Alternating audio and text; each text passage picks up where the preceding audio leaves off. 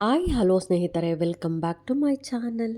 August 27ನೇ ತಾರೀಕು ಗಣಪತಿ ಹಬ್ಬ ಇದೆ. ಗಣಪತಿ ಹಬ್ಬದ ದಿನ ನಾವು ಸ್ನಾನದ ನೀರಿಗೆ ಯಾವೆಲ್ಲ ವಸ್ತುಗಳನ್ನು ಮಿಕ್ಸ್ ಮಾಡಿ ಸ್ನಾನ ಮಾಡಬೇಕು, ಇನ್ನು ಈ 5 ವಸ್ತುಗಳು ನೀವು ಗಣಪತಿಗೆ ಈ ದಿನ ಅರ್ಪಿಸಲೇಬೇಕಾಗತ್ತೆ.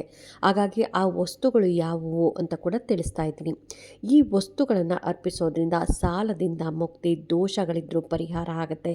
ವರ್ಷ ಪೂರ್ತಿ ವಿಘ್ನೇಶ್ವರನ ಆಶೀರ್ವಾದ ಸಿಕ್ಕಿ ನಿಮಗೆ ಯಾವುದೇ ಕೆಲಸಗಳು ಮಾಡೋಕ್ಕೋಗ್ಲೂ ವಿಘ್ನಗಳು ಬರದೇ ಇರೋ ಹಾಗೆ ಆಗುತ್ತೆ. ಹಾಗಾಗಿ ಆ 5 ವಸ್ತುಗಳು ಯಾವುವು ಅಂತ ಕೂಡ ತಿಳಿಸ್ಕೊಡ್ತಾ ಇದ್ದೀನಿ.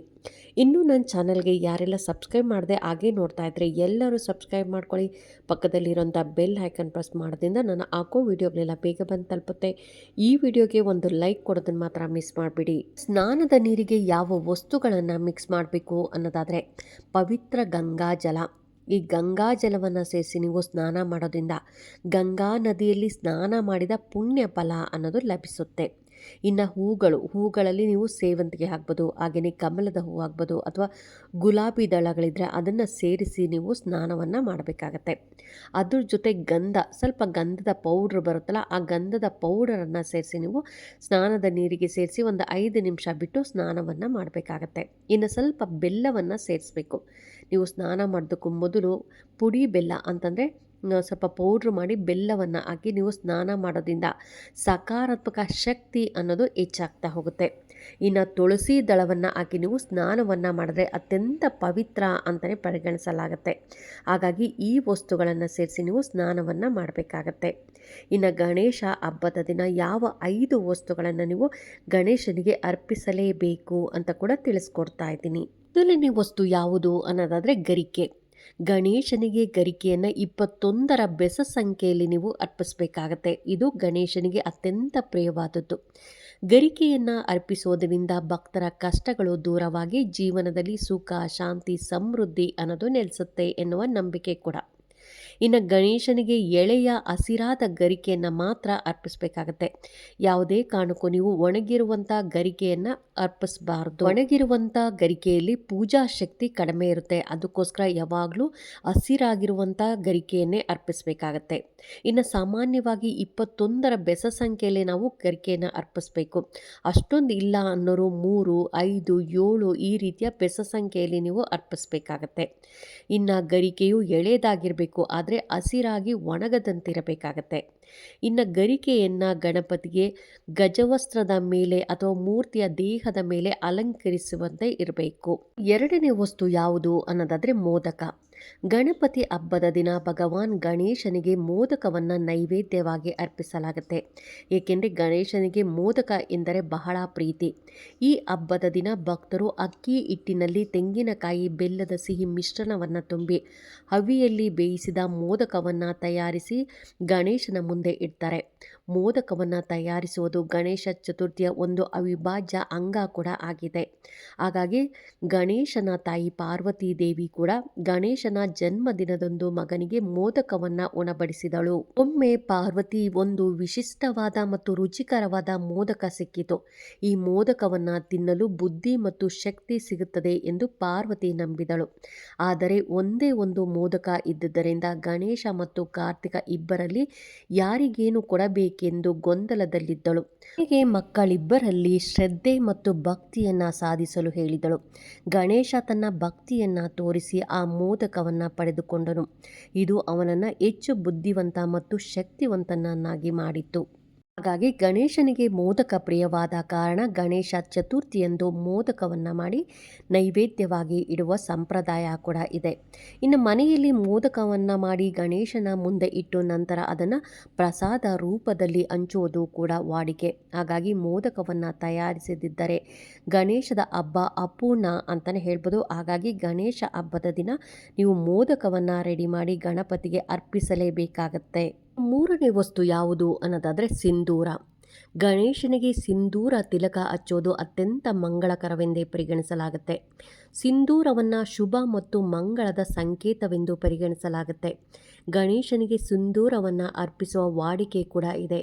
ಗಣೇಶನಿಗೆ ಸಿಂಧೂರವನ್ನು ಅರ್ಪಿಸಿದ ನಂತರ ನಿಮ್ಮ ಹಣೆಯ ಮೇಲೆ ಕೂಡ ಸಿಂಧೂರವನ್ನು ಹಚ್ಚಿ ಹೀಗೆ ಮಾಡೋದ್ರಿಂದ ನಿಮ್ಮ ಜೀವನದಲ್ಲಿ ಸಂತೋಷ, ಸಮೃದ್ಧಿ, ಐಶ್ವರ್ಯ, ಸಂಪತ್ತು ಅನ್ನೋದು ಹೆಚ್ಚಾಗ್ತಾ ಹೋಗುತ್ತೆ.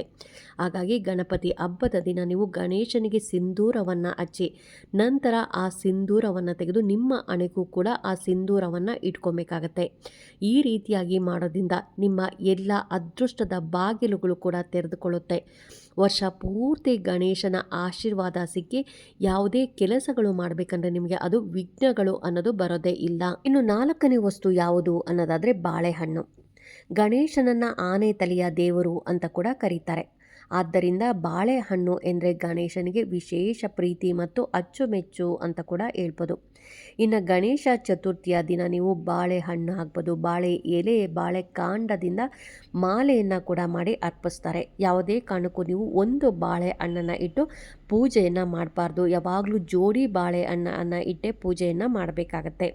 ನೀವು ಇನ್ನು ಗಣಪತಿಯ ದಿನ ಅಂದರೆ ಗಣೇಶ ಹಬ್ಬದ ದಿನ ನೀವು ಈ ರೀತಿಯಾಗಿ ಬಾಳೆಹಣ್ಣನ್ನು ಇಟ್ಟು ಪೂಜೆಯನ್ನು ಮಾಡೋದ್ರಿಂದ ನಿಮ್ಮ ಮನೆಯಲ್ಲಿ ಸುಖ, ಶಾಂತಿ, ನೆಮ್ಮದಿ ಅನ್ನೋದು ನೆಲೆಸುತ್ತೆ.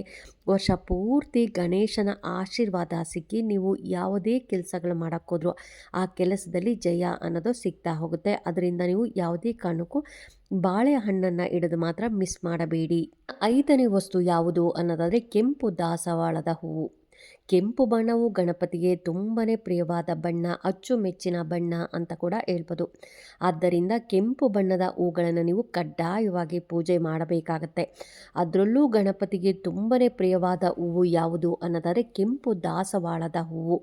ಕೆಂಪು ದಾಸವಾಳದ ಹೂವನ್ನು ಗಣಪತಿ ಪೂಜೆಯಲ್ಲಿ ಸೇರಿಸುವ ಮೂಲಕ ನೀವು ಮಂಗಳಕರ ಲಾಭವನ್ನು ಕೂಡ ಪಡಿಬೋದು. ಹಾಗಾಗಿ ಕೆಂಪು ದಾಸವಾಳದ ಹೂವು ಆಗ್ಬೋದು, ರೋಸ್ ಆಗ್ಬೋದು, ಅಥವಾ ಕೆಂಪು ಡೇರಾ ಹೂಗಳು ಅಥವಾ ಯಾವುದೇ ಒಂದು ಕೆಂಪು ಹೂಗಳನ್ನು ಇದ್ದರೂ ಕೂಡ ನೀವು ಒಂದಾದರೂ ದಾಸವಾಳದ ಹೂವನ್ನು ಈ ದಿನ ಇಡಲೇಬೇಕಾಗತ್ತೆ. ಗಣಪತಿಗೆ ತುಂಬಾ ಪ್ರಿಯವಾದ ಹೂವು ಅಂತ ಕೂಡ ಹೇಳ್ಬೋದು. ಹಾಗಾಗಿ ನೀವು ಗಣೇಶ ಚತುರ್ಥಿಯ ದಿನ ಮಿಸ್ ಮಾಡದೆ ಒಂದಾದರೂ ದಾಸವಾಳದ ಹೂವನ್ನು ಅರ್ಪಣೆ ಮಾಡಲೇಬೇಕಾಗತ್ತೆ. ಕೊನೆಯ ವಸ್ತು ಯಾವುದು ಅನ್ನೋದಾದರೆ ಕಬ್ಬು. ಎಲ್ಲರಿಗೂ ಗೊತ್ತಿರುವಂಥದ್ದು ಕಬ್ಬು. ಗಣಪತಿಯ ಪೂಜೆಯಲ್ಲಿ ಕಬ್ಬು ಕೂಡ ತನ್ನ ಸ್ಥಾನವನ್ನು ಕೂಡ ಹೊಂದಿದೆ. ನೀವು ಕೂಡ ನಿಮ್ಮ ಮನೆಯಲ್ಲಿ ಗಣಪತಿಯನ್ನು ಸ್ಥಾಪಿಸಲು ಹೊರಟರೆ, ಗಣಪತಿಯ ಪೂಜೆಯನ್ನು ಮಾಡಬೇಕಂದ್ರೆ ಖಂಡಿತವಾಗಿಯೂ ನೀವು ಒಂದು ಪೀಸನ್ನಾದರೂ ಕಬ್ಬನ್ನು ಇಡಲೇಬೇಕಾಗತ್ತೆ.